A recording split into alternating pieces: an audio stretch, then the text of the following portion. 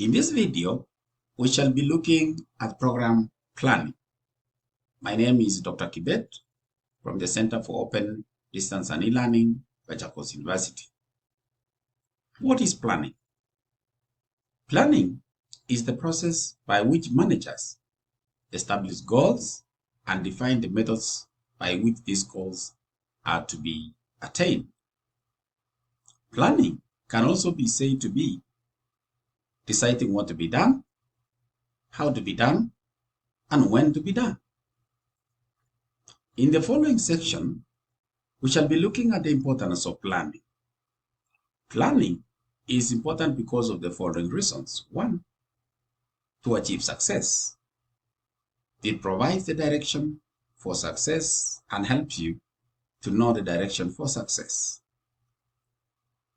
Number 2, setting targets to be achieved. Planning specifies in writing what to be done and how to be achieved. 3, it develops a common sense of purpose. Planning helps the staff to develop a common sense of purpose. Achievements of a vision. Planning helps an organization to achieve its vision or a dream. And finally, resources required. Planning helps the management to know the resources required to achieve goals and objectives. So I want us now to look at the steps in the planning process. What do we do when we are planning? 1, do proper needs assessment. To determine appropriate location for your project or a program, you should do needs assessment. You should not establish a program in your area or your village because you come from there. 2, formulate goals and objectives of a program or your center. Determine what the goals and objectives of your program will be. Goals are the broad targets of the program. For example, provide quality care and education. 3, determine the resources which are required. This will be in terms of finance, personnel, space, and physical resources.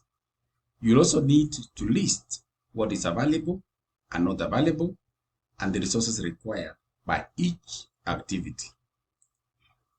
Number 4, design a good program. To develop a good plan, do enough consultations to learn from other people's experiences and be innovative and creative. You'll also need to ensure that the project program is consistent with the existing policies, for example, those of the Ministry of Education.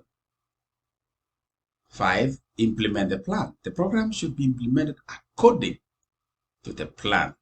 There should be no room for deviation. During implementation, you will need to do more consultation.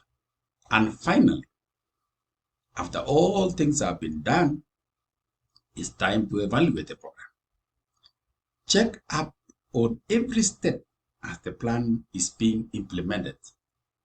You will conduct both formative and summative evaluation. Formative evaluation will help you to determine whether the specific objectives are being achieved. You will conduct summative evaluation to determine whether objectives were achieved and take necessary action. That marks the end of our video presentation where we'll be discussing about program planning. If you like my video, kindly subscribe to enable you to receive videos whenever new ones are posted. You can also like my video or even share it with your friend.